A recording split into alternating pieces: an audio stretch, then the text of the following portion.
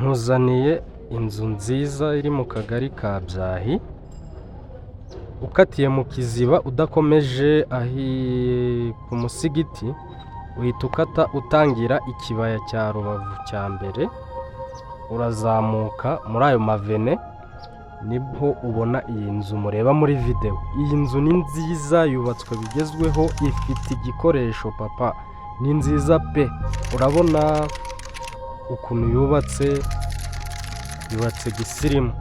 Iyi nzu iragurishwa miliyoni 85 z'amanyarwanda. Nta biganiro birimo, ni ukuvuga ko niyo bashakamo ya nyuma,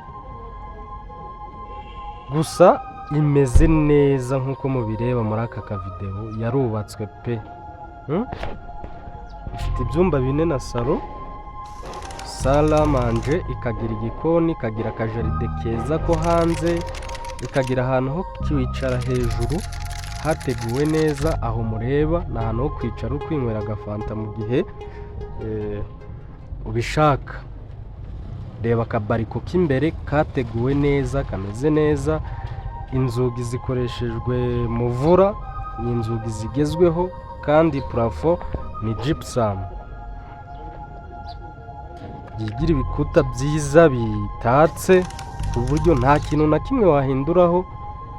Kuri miliyoni 85 uraza tuguha aha hantu, kandi ndabizi ko waba uhashye uturane n'ahandi hantu. Ni zone nziza ituyemo inzu nziza zimeze nk'uku, ni nyinshi cyane, nta kibazo rwose.